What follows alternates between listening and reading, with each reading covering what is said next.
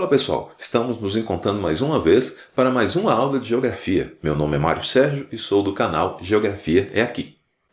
O tema de hoje é sobre dinâmica populacional. E o que é população?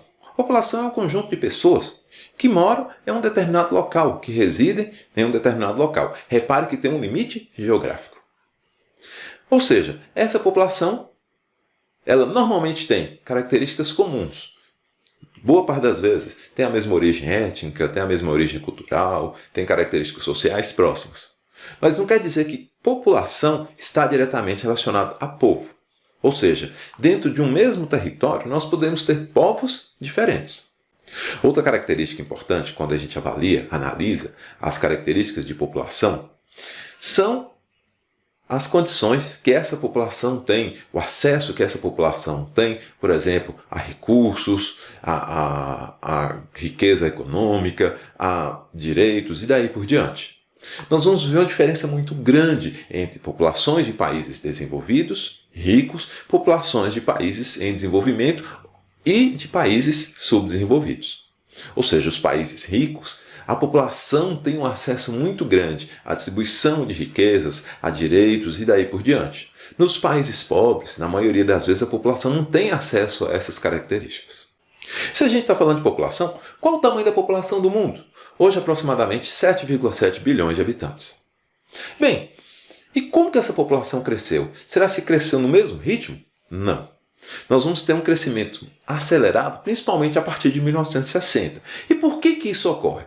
Antes de 1960, a maior parte da população mundial não tinha acesso a métodos de saúde eficientes e também a uma característica com relação à produção de alimentos. A produção de alimentos não era tão eficiente como na atualidade.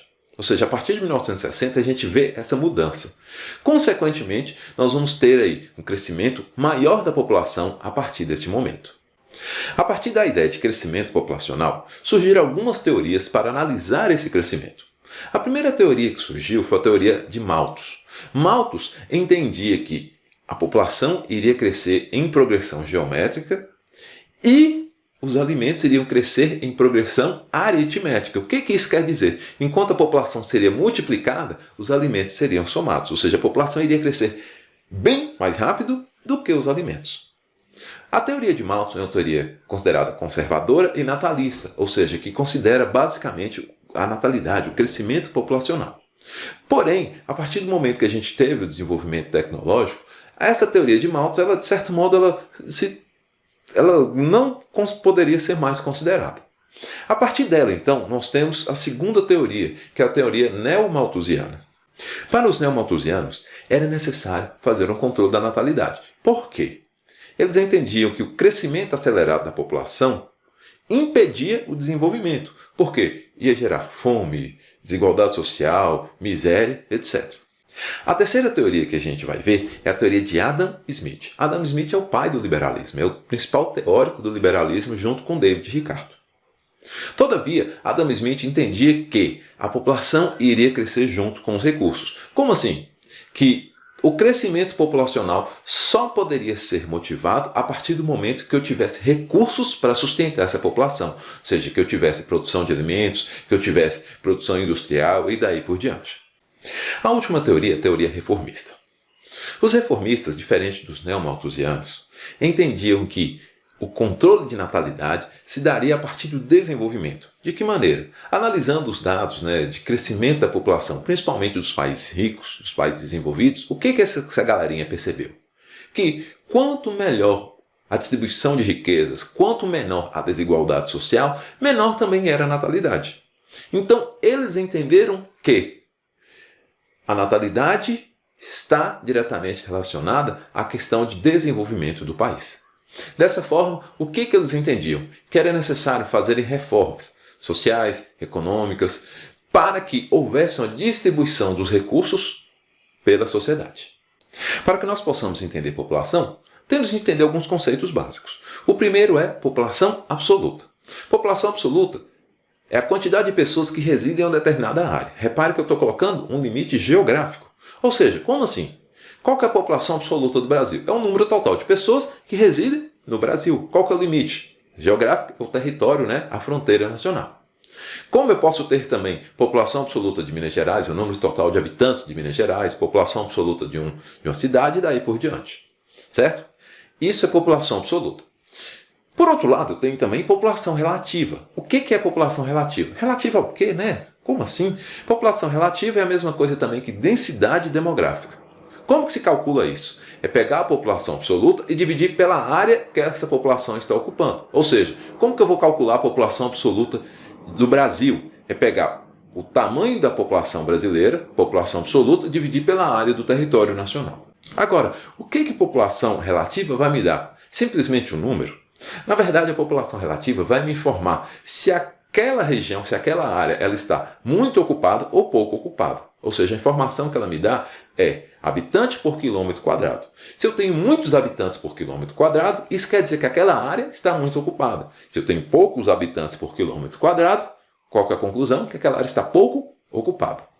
A partir desses conceitos, eu posso falar de país povoado e país populoso. Pegar o exemplo aqui, o Brasil. O Brasil, observe o gráfico que está aparecendo, os países que têm as maiores populações absolutas do planeta. O Brasil está bem colocado nisso aí. Ou seja, então o que o Brasil é? É um país muito populoso, tem uma grande população absoluta, uma das maiores do mundo. Todavia, quando eu pego essa população e divido pela área do país, o Brasil também é uma das grandes extensões territoriais do planeta. É um dos países que tem uma das maiores extensões de área do planeta. Então, se eu pego essa população e divido pela área, eu vou ter a população relativa. E um número consideravelmente pequeno. Se eu pego esse número, população relativa do Brasil, e comparo, por exemplo, com a Holanda é um país pequeno. Tem uma área, uma extensão territorial pequena. E se for pensar também em população absoluta, a Holanda também tem uma população absoluta pequena. Só que quando eu pego essa população e divido pela área, eu vou ter um país altamente povoado. Ou seja, olha aí, comparando com a Holanda. A Holanda é um país pouco populoso, mas altamente povoado. Por outro lado, o que o Brasil é?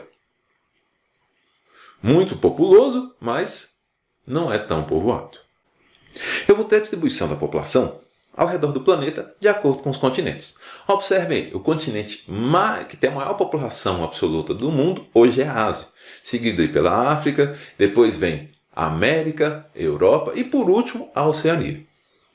Agora, por que a África e a Ásia têm tanta população assim? Aí dá até para lembrar daquelas teorias lá sobre crescimento populacional, a questão de que a taxa de natalidade ela vai ser controlada, a natalidade vai ser controlada pelo desenvolvimento econômico. Ou seja, os continentes, entre aspas, mais pobres do mundo hoje são Ásia e África.